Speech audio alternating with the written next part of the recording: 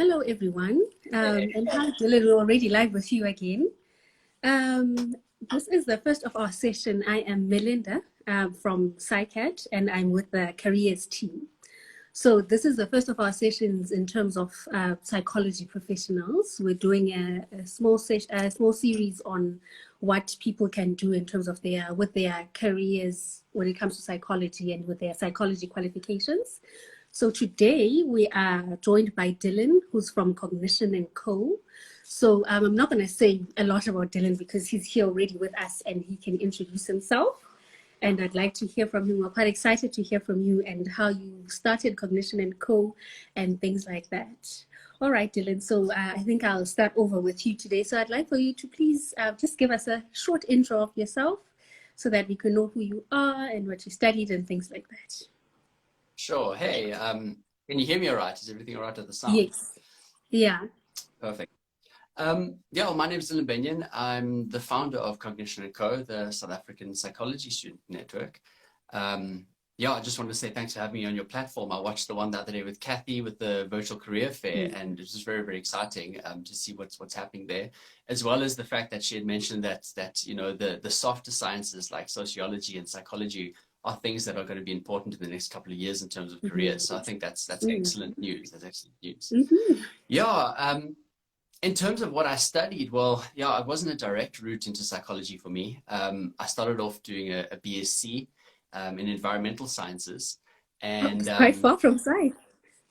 rather, it wasn't really for me. And I'm sure my old lecturers will clarify that as well.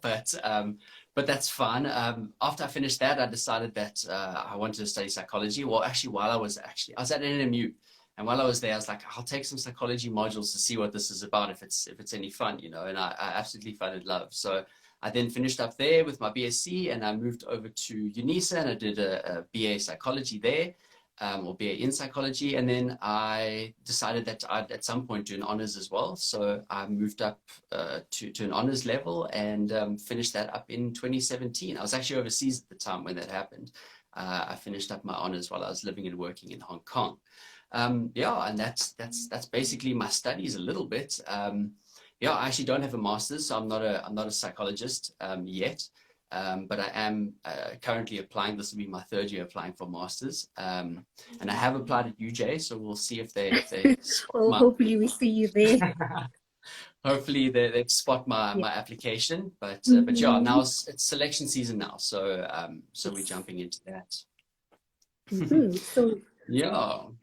You've sort of then gotten into my second question in terms of what you studied and why you studied it.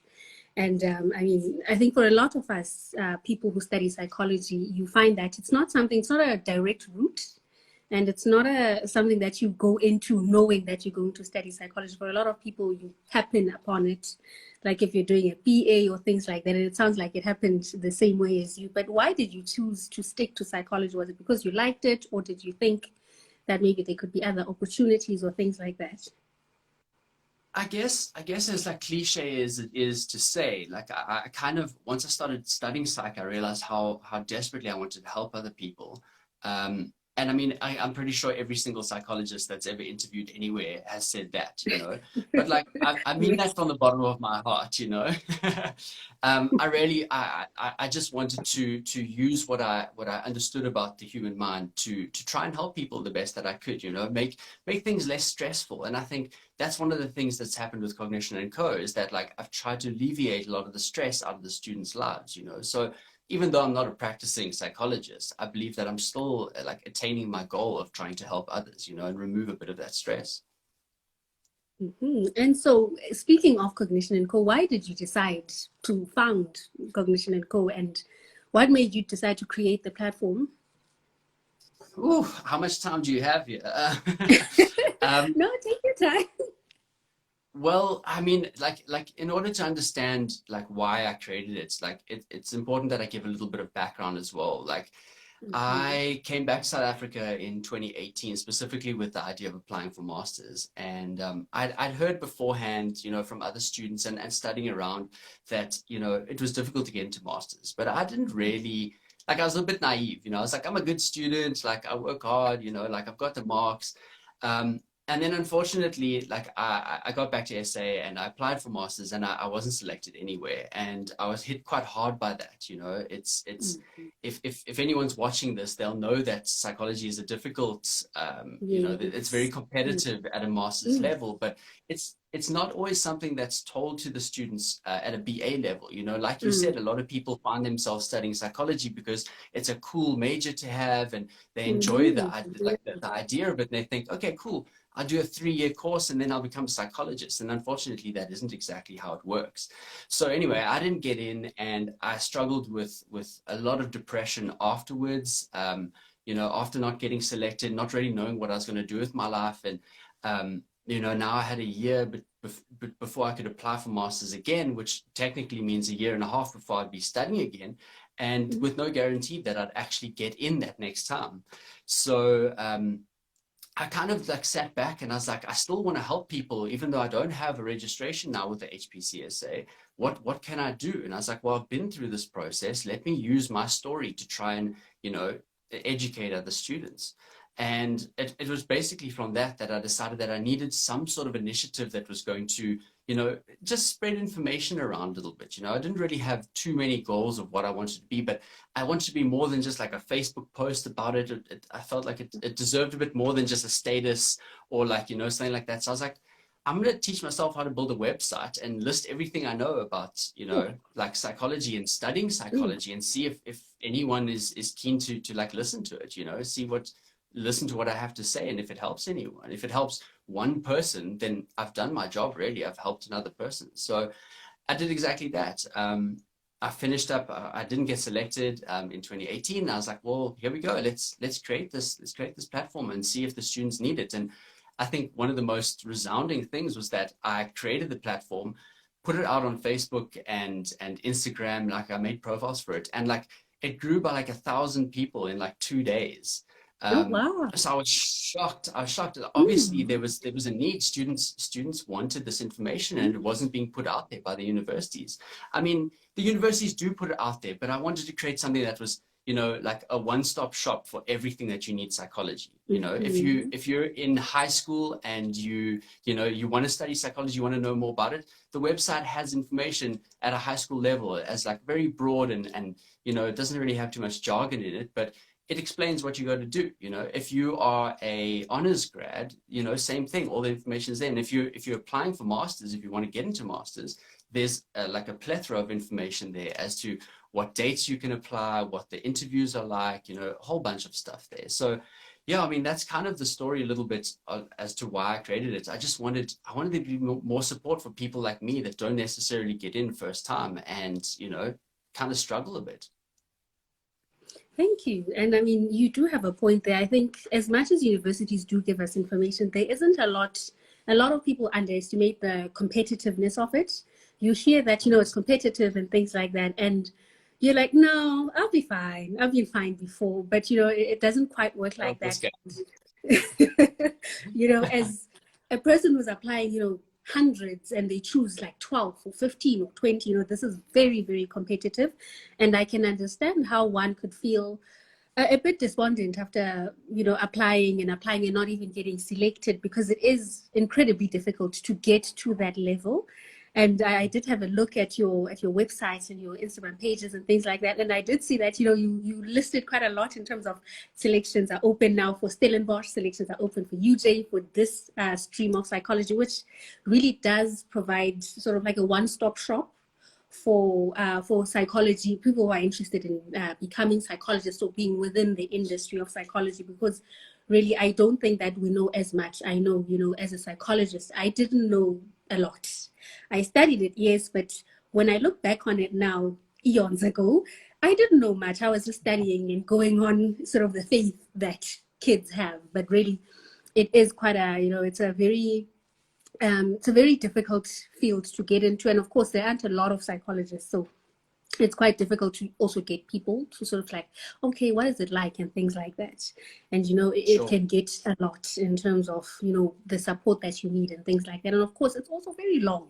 Nobody tells you that you go undergrad, honors, and masters. You find out later and you're like, shoo, 6 years. This is a lot. Yeah. Yeah, like And I I could have done remember medicine, you know. exactly. Yeah.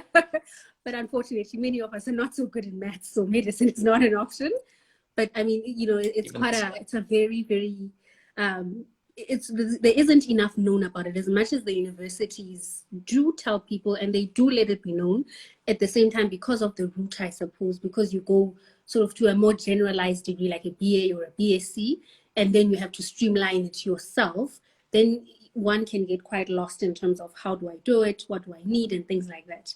And you find out way sure. later that, actually, I need to have this much for honors. And I mean, from honors level, they start to streamline to say, okay, now we're taking from the thousands who graduated, we're taking this many. And from that many from honors, we're taking even less, which, it can make people feel very, very despondent. And of course, it's a very anxiety provoking time. I'm sure you have experienced that, it being selection season now. You can sort of feel the tension because Yeah. everybody's hoping that, I'm going to get selected, but unfortunately it can't work like that. And you do understand in terms of once one is in training, you understand why they are selecting so few people, because it is quite an intensive kind of training.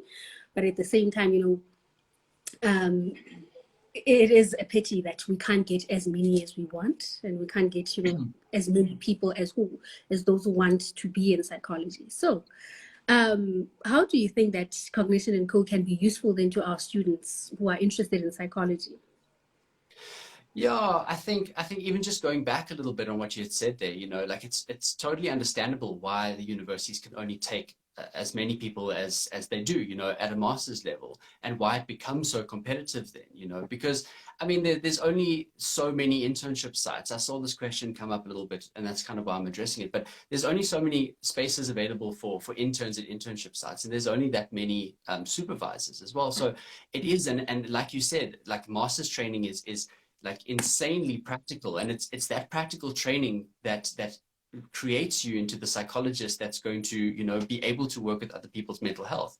This is like it's a real thing. If somebody goes out there and then they're not like adequately trained, they could potentially do more harm. So that's Mm, why if you look at undergrad and honors, it's all theoretical. Everything that you mm, do is like textbook based. It's in that master's level where you do intensive training, and you can't have 40, 50 people in a class. The supervisors exactly. need, 10, 12 people max, so that Mm, they can adequately and appropriately train you to be a proper psychologist. But in terms of how I think Cognition Co can help students, I do a lot of work with just trying to get information out there, with trying to like normalize and humanize what's going on in psychology for the students. So I have different platforms where I do obviously the website is there with a ton of information. If there's anything that a student's looking for, the information is usually on the website, and if not, there's always email addresses where you can get hold of me and I can try and explain further. But over and above that, I do conferences and workshops. I try and do 2 big conferences in the year. Obviously, COVID this year is causing a bit of havoc with mm, that, but we still managed this year to do a massive conference, and we took it online, which actually expanded our reach exponentially. I think almost 200 people have seen 200 students have seen the recording of our master's preparation session. mm, We hopefully will do another one later on inside the year, more of like a debriefing for the students, mm, as well as like a networking session. On top of that, I do a couple of workshops. Also had to take them online. I did group interview preparation sessions this year where, we recreated the group interview sort of like dynamic, online, so that the students could be asked the questions and interact with each other. It was so much fun. mhm, And I think the students that did attend that, they learned a lot. And on top of that, I also do, especially for the master's students, it being so competitive, I do what I call the Master's Mentorship Network every year, where I pair students with, or potential master's students with, psychological professionals that have already been through selections, so they already know what selections is like. They've been selected, they've done all the things that they, that we're about to go through, and they mhm, can provide a bit of like support and guidance for the students. But the main reason why I actually created that one is that because of the statistics of people getting in and not getting in, I mean, it's about 7% of applicants every year that apply, which leaves 93% of students not getting in. When I didn't get selected, I had no one to turn to. I just moved back from overseas and I had no money and no job and couldn't afford a therapist. So, and I wish that I had a therapist at that time. So I created this platform so that those students that potentially pair with their mentors, if they don't get in, they've got a psychological professional there to help them in case things go really badly, in case they don't get in, they struggle with depression. Like, the last thing I want is anyone else to feel the way that I did back in 2018 when I wasn't selected. And I just wanted to make sure that students are looked after, because there are a ton of us, and I know it feels like the universities sometimes don't care about us, but they do. They obviously do. I just wanted to make sure that the students themselves were able to support themselves in difficult times. So that's the Masters Mentorship Network that I have as well, which will run in, I think it opens up in like January every year, and then pairing starts around about like March, April. So yeah, so that's another way that I believe that I'm supporting students the best that I can. I mean, this sounds like quite a lot, and a lot of things that as you're talking, I'm realizing that we do really need, as much as universities do support students in terms of those who don't get in and things like that, they can't widen as much as they can in terms of their support. They can't make sure that they're, everybody's contained and things like that. And your organization can help with that. And I see that it helps in terms of, just to go, as I had said before, and as you had said, there's a lot of, we don't realize just the effect of applying that whole process and going to selections and not getting in and things like that. And I mean, with very low rates in terms of acceptance, the truth is most people will not get in. And that is a very hard pill to swallow for a person. You've done everything right. You meet the entrance criteria. And a lot of times you're even better. And you've done your volunteer work, any other work that shows that you really do have an interest in psychology, but you just don't get in. And, I can understand that someone, then it could be very difficult to take. And it's very difficult because, students who are, who get into master's level and things like that, they do tend to be sort of students who look after their work. They're quite, they take pride in their work and things like that. And so for a lot of people, it may be the first time that they are not even succeeding in something that they planned. And that's quite difficult. It's very difficult to think about. And of course, once, for those who are like, once you get to master's, you've decided, okay, I'm going to take psychology. So you're sort of almost like one track mind in terms of, okay, this is what I'm going to do, which means that your options then are limited. And now it's a struggle then for one to know, what can I do after this? What can I do with my honors degree and things like that? And, I'm seeing that you are answering quite a lot of those questions, and you're giving them the necessary support so that they don't feel, as you said, like you did. And as I'm sure, like a lot of people have felt once, you even get to selection and you hope that, I'm going to be able to get in. And then, you don't get in. And of course, to prepare, how do you write your application? And once you do get to selections, what are the kind of things that they're looking for and things like that? And how can you prepare yourself? Because, as a person who went through selections myself, it is a very difficult process. It's a very anxiety-provoking process where you feel like, my goodness, what am I going to do? And, I can imagine that other applicants also feel exactly like that, where, you can sort of get lost in the crowd, particularly in group sessions and things like that, where they are looking at all of you in terms of how you interact in groups and things like that and what you've got to add. And because you put on the spot, then you're quite anxious and you cannot, you may not perform to your best. And, it is quite useful for students to be able to say, okay, this, just a little bit of prep. They may not know what questions they're going to ask and things like that, but just to have some mental prep and to understand that, okay, this is what it generally is like, and this is how I would interact with other people, because it's not like you put in a room with people, you put in a room with strangers and they just almost like say, okay, talk. And so, it's quite difficult if you're discussing whatever topic you're discussing and you're doing it in a group setting with people you don't know. And of course, our personalities as people are also different. Some people are more outspoken than others. And unfortunately, outspoken or not, you still have to do it. And shy or not, you still have to do it. And, it's some of those things that I think students could benefit from. And, as you had said, even from high school, because, as much as some people happen upon psychology, others do become interested in it from the beginning. And, it's not very easy to come across when you are a student with maybe sort of like a much more limited worldview in terms of the people and things like that. And so, to be able to get someone to say, okay, this is what you can expect. And these are the kind of things you can expect in terms of, the information and the wealth of information that your website has, along with the sort of the charting out the process of becoming a psychologist from high school, sort of for them to know that, no, you don't need to take specific subjects or things like that, that a lot of questions come to us, when people only then they're thinking of psychology. And, these are things that people may not know.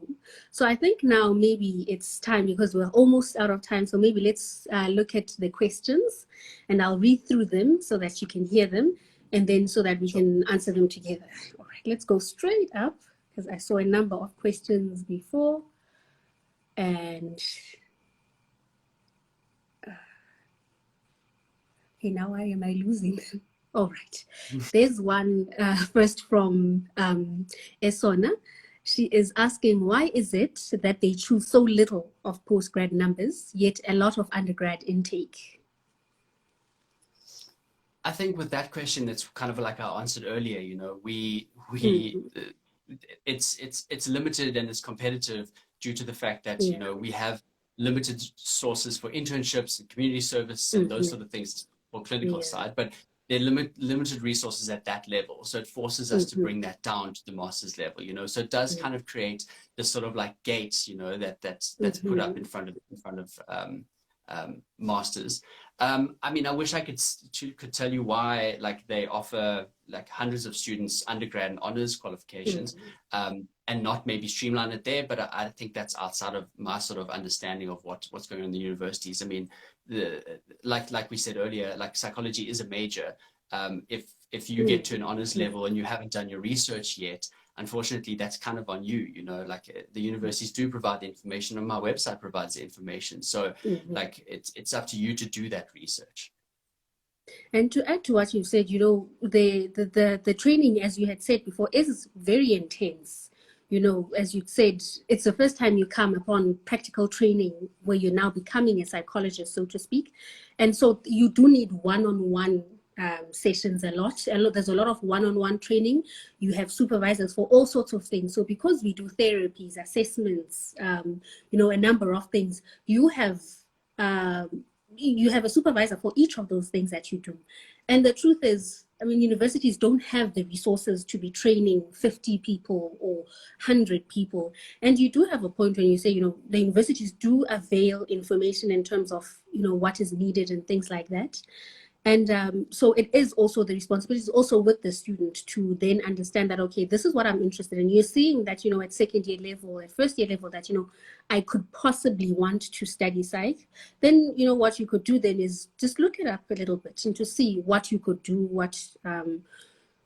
how you could go about studying psychology, what is needed.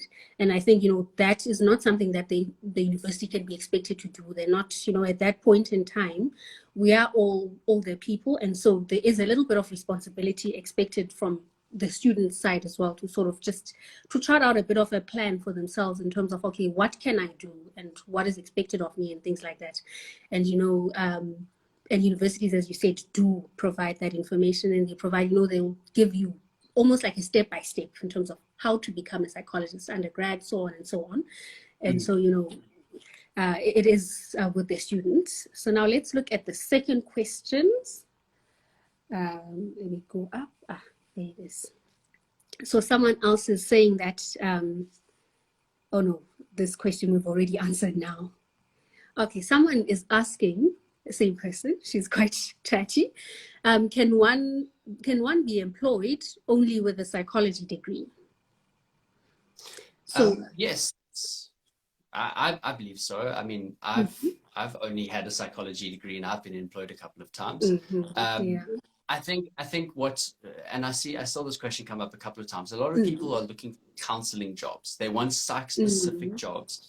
at an honors or undergrad level. And unfortunately, that's just not possible. And the reasons we've explained beforehand are due to the fact that, you know, you need the training, you know, you need supervised training, practical training. That's why it's a coursework master's. That's why we can't do our master's online, you know, because you need that supervised one-on-one so that you're sculpted into a psychologist that understands the ethical and legal and every single background, you know, of working with somebody's mental health.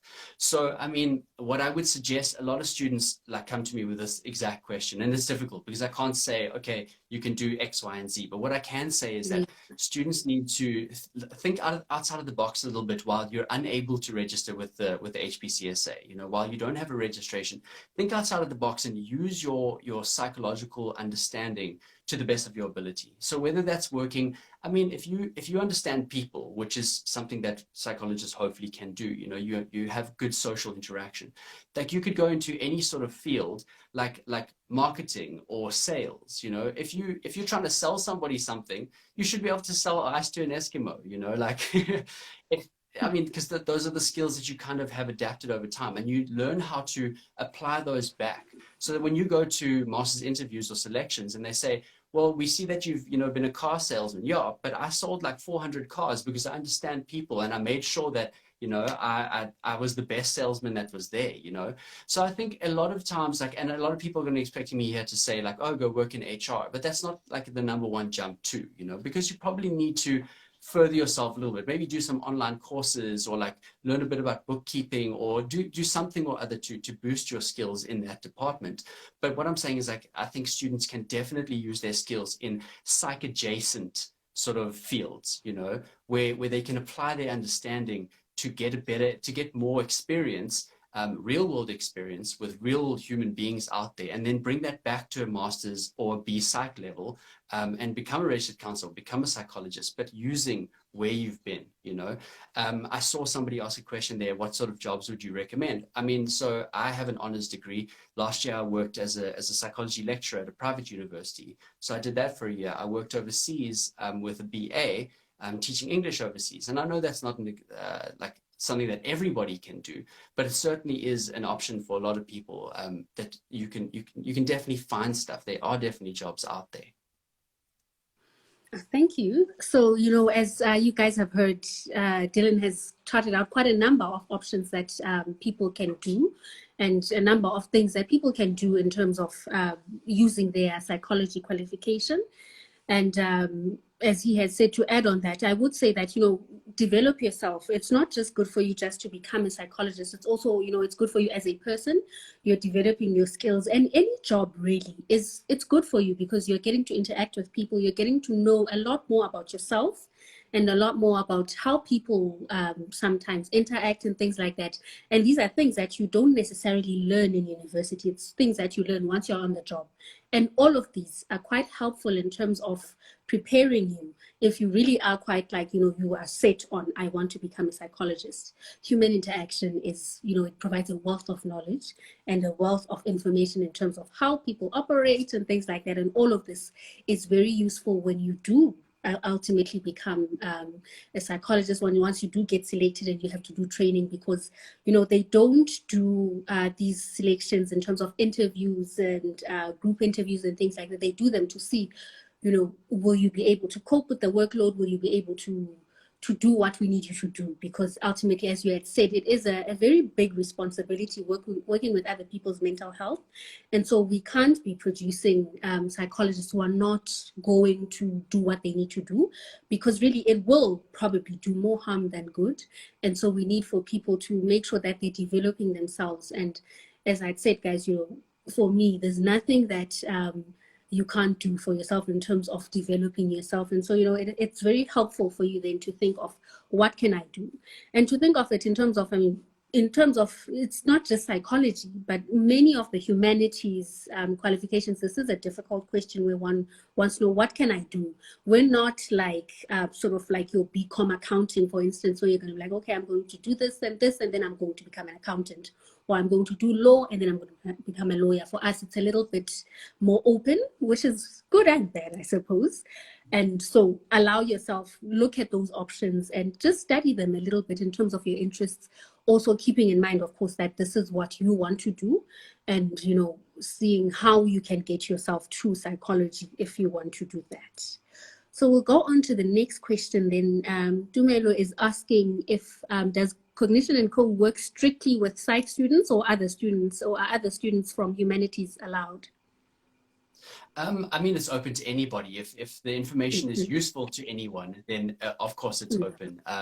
You know, I share a lot of stories. I do a podcast as well, where, you know, it's more broad than just specifically psych students. You know, so if anybody is able to find any information that's able to help them, I'm happy for them to take whatever they can from the platform. You know, obviously, like at the moment, I'm just one person running this entire thing. And, you know, my time between the podcast and the events and the website is kind of split a little bit. So hopefully, as I develop everything over the next couple of years, I guess I'll hopefully be able to put teams in play where, you know, they can help me expand a little bit. You know, for example, one of the things is the mentorship network. Next year, I hope to have a team of psychologists actually running it, or a team of psych students actually running it, so that they can get experience in the field as well, you know, because I think it's difficult, even though it's networking experience, like particularly they'll be working with psychologists on a networking basis. I think it's still beneficial, you know, they might know 5 more psychologists by the end of March, and, you know, that could be beneficial in their future. So I want to try and do that. I want to try and give as much of Cognition Co back to the students as possible over the next year or two. And of course, it also helps them develop their own skills and their own, you know, these are things that they can put on their CVs to say, you know, I did this and this with Cognition Co. And these are things that they could, that speak well for them. And of course, it gives them professional skills that they might not otherwise have. So the next question, I think we've already answered. The person asked if one can get a job with just a psychology degree. So I take it this is an undergrad degree. And as you said, you know, there are many fields that one can work in: marketing, sales, whatever the case is. There are a lot of fields, but of course you won't become a psychologist. And maybe I should make it clear, as you know, it's been made clear in your website, that in order to become a psychologist, you do need to have a master's degree, and you do need to be registered with the Health Professions Council of South Africa. So without that master's degree, you won't be able to be registered with the HPCSA. So how it works is that you would go from undergrad majoring in psychology, and then you do your honors in psychology, or with some universities you can do a 4 years B-Psych, which is a psychology honors equivalent. And thereafter, then you do masters. And masters is in 2 parts. So you do first year, which is practical and coursework, and then you do the second year, which is an internship. That internship forms part of the degree. So it's not like other qualifications where you do an internship after the degree. Without that internship, you will not be able to get the degree. And after the internship, and once you've finished your research report for masters, which you have a little bit of leeway in terms of finishing, you can finish it in the year of your internship or a little bit later, you will need to then write your board exam with the HPCSA.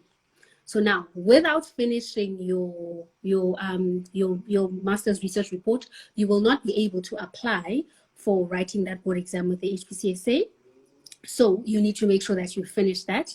And the HPCSA has about, I think, 3 times during which one can write board exams, about February, July, October, around there, around those times. They may change, they may not, but they do generally have 3 sessions, so to speak.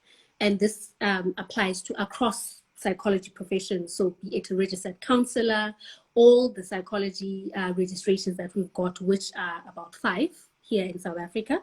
So it's clinical, community counseling, it's educational, it's research, industrial. Oh, we have a 6th one now, which is neuropsych. So for all of them, you need to write a board exam to make sure that then after that, once you've passed that board exam, which again, I will warn you, because many people are not warned until later, you need a 70% to pass. After that, then you can register as a psychologist. And thereafter, then, you know, that's a job you can do as a psychology professional. But otherwise, you can do, you know, anything with a psychology degree. It does give you a lot of information and a lot of knowledge and skills, which you can transfer onto a lot of industries. Exactly. So let's look for other questions. All right. So Darth is asking, at honors level, what are our job prospects on the counseling stream of psychology? So, like I mentioned before, it is limited in terms of what you can do in terms of counseling. There are no positions that you'll be able to find because you won't be able to be registered with the HPCSA.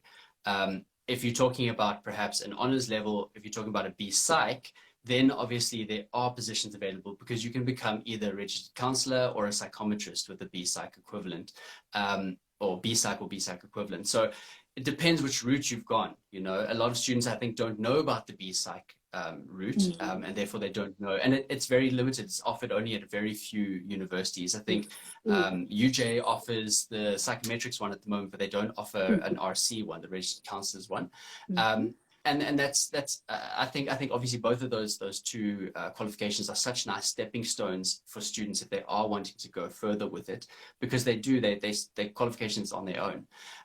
But yeah, like that question said, like the actual counseling stuff will be limited to what you can do perhaps as a lay counselor, you know, working at a place like SADAG or Lifeline or Headway. You know, those are environments where you're allowed to do counseling because you first of all will receive supervised training, and you'll have a supervisor, a registered professional on call all the time, not just for, you know, if a call goes wrong, but also if something happens and you can't handle it yourself, you've got somebody watching you all the time. So it's in those environments that there is a small amount of counseling that can be done, but it's because you kind of have eyes on you all the time. Thank you. So Emma is asking, do you have any suggestions for jobs or projects that one can do in the meantime if you didn't get into masters, but you want to keep trying to get in? Yeah, I think that one as well we've covered a little bit. You know, again, it's about thinking outside the box. And I mean, we live in South Africa where unemployment is high, and jobs are sometimes a little bit scarce. So like I said, it is about thinking outside the box and really kind of applying your psychological understanding to whatever field you can kind of find something in, and using that to grow. One of the only feedback I got back from university once was that it doesn't matter what, like I didn't get in. When I didn't get in, I was told this basically. They said, it doesn't matter if you know, go and find a job and, you know, work for a year, or you know, study something else, do like a master's by dissertation perhaps, or if you just sit and do nothing. As long as whichever one of those routes you take, you apply back to yourself and you use a bit of like self-reflection and introspection, and you learn to grow from whatever you're doing. And when you do that, then you can bring that back to us at the university, and you know, then you've gone through personal growth, you know. So I think it is a little bit about thinking outside the box. I saw Emma ask that question there, and I would say anybody that is looking for a bit of life experience as well, consider going overseas to teach English. I know like now is not the best time with COVID, but Yeah. when everything opens up again. In fact, I was in Hong Kong for January. I went back. I was gonna be there to teach English for the year. I was gonna like take a break from masters, but I got there, and by the 25th, they were like, "Sorry, man, you lost in first out. You got to go home. Like, there's no more jobs for you." So, I got sent back, and then Corona chased me back to South Africa, and then it got here too. But yeah, I think that's an excellent experience. I did that, and I had a ball. Like, I spent three and a half years in Hong Kong. And I got so much like amazing life experience. I got to interact with people from all over the world. It was an incredible experience for me. And I made a little bit of money while I was there too, which is now how I hope to pay for my masters, you know, once I do eventually get selected. But yeah, I think it is a cool thing to do. Otherwise, like Emma, I think any sort of job that is working with people, I think it can only stand you in good stead to get some life experience and some social experience. Yeah, and you know, you did mention an important one there, that you know, it is very important to get a little bit of self-reflection in there. And I mean, a lot of us, if you are applying when you are straight from undergrad or honors and things like that, then you are quite young and you may not have gotten a lot of reflection, and sort of you may not have gotten to that stage where you are reflecting on yourself and how you are and things like that. And a lot of these things are things that are needed when you are applying for masters, because you do need to understand what is going to be my role, and that can only be done with reflecting and you understanding what makes me tick, what doesn't, what do I know about myself, and things like that. And these come with a lot of thinking. And so, whatever you do, as long as it does push you towards that, and you can also push yourself towards that, because unfortunately, while I would say maybe try therapy and things like that, not everyone is able to get to the opportunity for therapy. And so a lot of reflection can, it is beneficial if you're doing it by yourself, and, for you to think around who you are, why you're doing what you're doing, and what you're going to do. Because what I can say is that once you do get in, it is a very big change from honors and undergrad.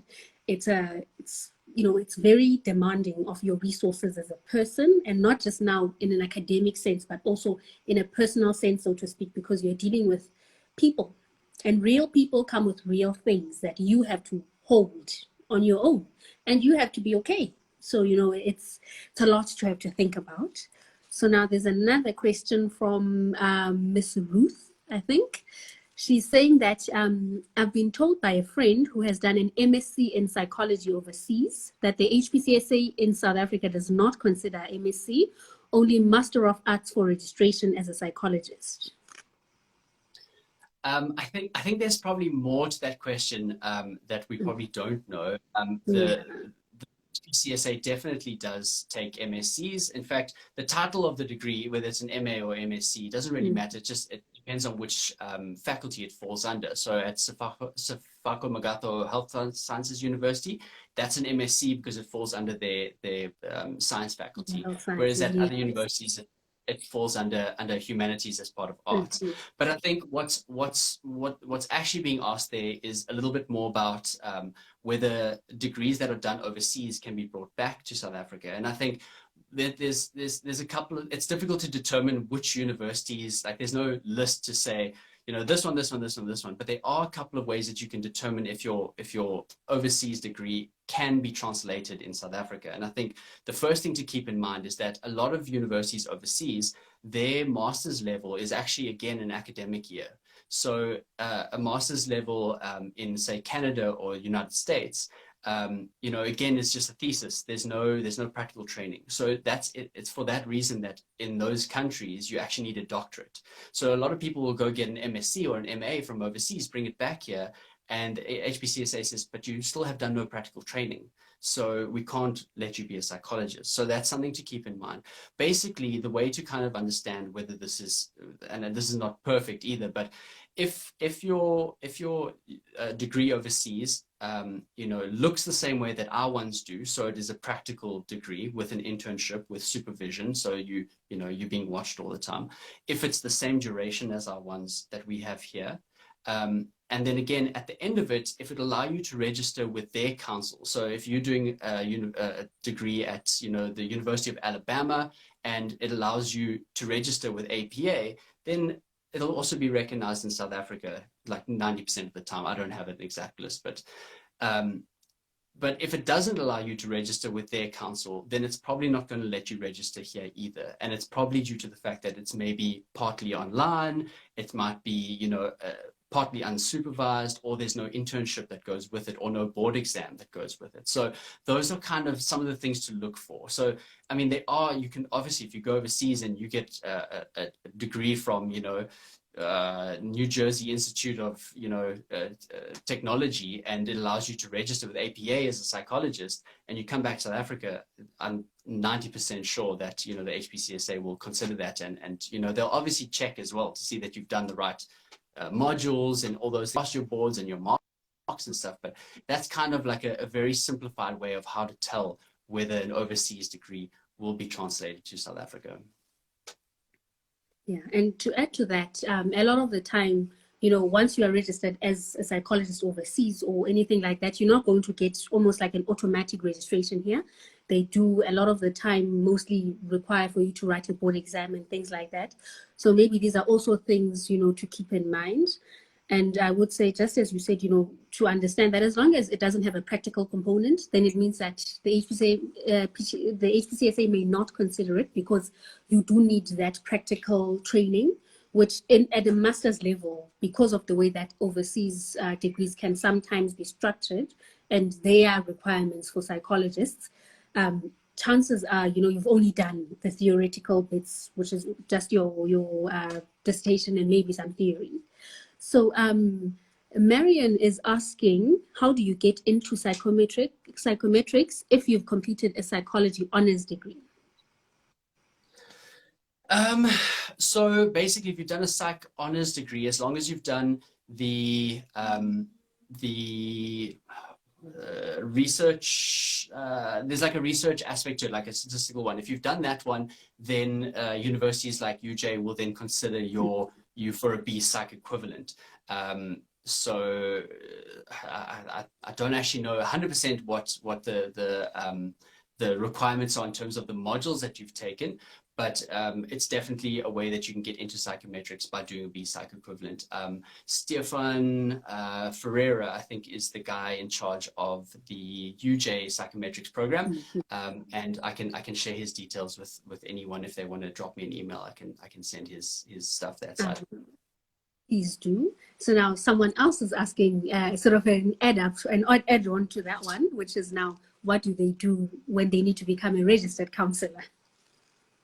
Again, same thing for registered counselor. The only difference between the BPsych equivalents and BPsych programs for an RC, a registered counselor, and a psychometric is how long it takes. So psychometrics is 6 months, and you do your internship during that time, your little internship or whatever, and it's usually found by the university, or you might have to find it yourself. Whereas with a registered counselor one, that one takes 18 months.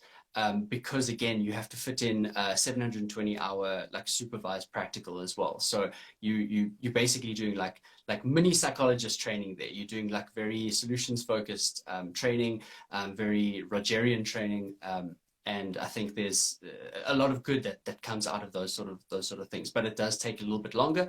But then you are able to register with the HPCSA, and you are able to legally and ethically counsel people. And as you had said before, to add on to that, these are qualifications in their own right, becoming a psychometrist or a registered counselor. And so you do need to have your own sort of practical training, because these are people, you can just become a registered counselor and you can end it there. It's perfectly fine. As long as it's what you wanted, you can be a psychometrist and you can end it there, and you will be still working within the psychology field, so to speak.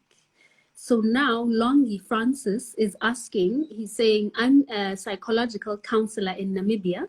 I'm wondering if there's any online soft skill courses in psychology that I could register for. Definitely. I think if you look at a lot of the websites like Udemy and Coursera, they offer like shorter courses in things like CBT, and if you just go to those websites and you type in psychology, there's a whole bunch of things that'll come up. I mean, they're not going to get you accredited so that you're now like a CBT practitioner, especially if you're like an honors level person, but it's purely academic. It's there to kind of inspire your mind a little bit and to teach little bits of stuff. There are probably further things that you could do, like actual proper training. Say, for example, if you want to do CBT with like the Beck Institute overseas, you can go to their website and see what they offer. And they'll also give you certificates at the end of it to say you've done them. But then again, like whether it's accredited in South Africa, it's difficult, or Namibia, it's difficult to say. You'd have to go to your registering body and see what they have to say about those things, and whether you're allowed to advertise that you then do those or have those services. All right, then. So Miss Ruth went on and gave us a follow-up statement with, she was asking the question around her friend who had not been accepted with an MSc from overseas. So the friend did an MSc in child psychology at King's College in London with practical training, but she still can't. And I would say to you, Miss Ruth, that in Britain, for instance, you can't become a psychologist without a PhD. And so while she may have been, she may have had practical training, it means that they wouldn't have said she's allowed to write their board exam and things like that. And so because she couldn't do that there, she can't do that here. And so she would need to make sure that she's got all the training that she would need to become a psychologist there, or something that is equivalent. I would definitely speak to the HPCSA if I were her, just to hear exactly what she can do, and because I would imagine that they would consider her practical training. But again, I can't make promises. I'm not the HPCSA. But for her to hear, what she can do and how she can use the MSc that she has because it is knowledge that she's got. But she still unfortunately would not be allowed to register as a psychologist. So the next question is from Matsidi. So I think we've already gone into that one in terms of what you can do with your honors degree. So you did provide options for work and registered counselor and an assessment module. And our listeners are providing quite nice information here. They're telling us that you need a psych assessment module for to be able to get into psychometrics, and also it's Stellenbosch as well, so not just UJ. All right, so now she's asking Miss Ruth, how does one get registered as a neuropsychologist? Do you need a specific master's? So yeah, that's obviously a brand new category that we've got now. So I'm just trying to close the questions here while there we go. That's a brand new category that the HPCSA has just opened. And in fact, our first sets of neuropsych master's grads have written their boards now on the 30th or the 28th of June. So it's very, very exciting time. And yes, you will in fact need a specific master's. At the moment, it's only offered at UCT. It's a master's in neuropsychology. And that's at the moment the only place where we can find it. But at the same time, now that it's a recognized category, I'm sure that other universities will start to, get the right professionals that they need so that they can start to offer these programs once the HPCSA has given accreditation for those programs. All right. And Christina is asking now, what is an alternative way to be able to do a psychometrics or registered counselor qualification if you only have an honors degree in psych that does not hold the psychological assessment module? I think then it would be, you'd need to maybe contact the university specifically that you're trying to apply to. For example, chatting to Stefan at UJ. Because if you don't have that module, there should be ways to get it. I know that sometimes universities like UNISA won't allow you to redo any modules, but perhaps you could contact a place like another university and say, listen, this is what I have. I've got this honors degree. Can I register for, the psychometrics module that you guys have? As like an NDP, like a non-degree purpose module, do that and then come back to you guys to do the psychometrics B psych. And I'm sure that the university will be open to that because that is going to get them students and that is going to get people paying fees. So I'm pretty sure they'd be open to that. We're all trying to make some money here. So I think it's possible. Yeah, I was also going to add to that, you can sort of take a module on its own and not just, have to do another degree. But unfortunately, you do need that psych assessment module. You can't do without it. And, this is not information that we always know, but, hopefully now they can get some knowledge around it. So I think this is all the questions that we've got. So thank you so much, so much, Dylan. You've given us quite an insightful discussion in terms of, in what you do and what Cognition Co does. As I said, it is providing a much needed helping hand to students and to people who are interested in psychology as a whole. And it's giving, a lot of information and a lot of support that a lot of people need. And, I cannot thank you enough as a psychologist and as a person who had to go through this experience, who didn't have that support, that was needed at the time. So we're very, very, very, very appreciative of the things that you do. And guys, please visit Cognition Co's website and just see. You can look at their Instagram page and just, take a look at what Dylan does and what the organization does, and you can see, the kind of information that you can get. So I'm very sorry, everyone. We went way over time, but I do hope that I do hope that everybody's questions were answered. But if you've got any other questions, we can still get in contact with Dylan. So please DM us or email the career services team or anything like that, and we'll be able to get back to you in a little bit. Okay, then, Dylan, thank you so much. Thank you so much. I just want to say thank you for having me on here. Like my goal has always been to work with the universities. Like I've never wanted to go against them in any way. So I'm so grateful that universities are starting to acknowledge what I'm trying to do here and show support, not just for me, but the students that are kind of standing behind me. So thank you, not just from me for having me on here, but for everybody that's following the page. And I'm just very, very appreciative that this info is getting out there. And like you said, like you're like, oh, I wish I had this when I was applying for masters. Yeah. I think a lot of people feel like that, which is now why it's quite easy to get psychologists involved in what I'm trying to do here. So thank you to everybody that's listened today. And if you do have any questions, please drop me a DM on my Instagram. I'll be happy to chat to anybody about whatever they need. So thank you so much. All right, then. Thank you, Dylan. So, guys, this is the end of our Insta Live. We will see you then, guys, in our next session, which should be on, let me just check my diary here, tomorrow with Zipom Shongo, who is a clinical psychologist. So now we'll be learning a lot more about clinical psychology and things like that. So we'll see you tomorrow then, guys. Bye-bye, everyone. Bye. Bye.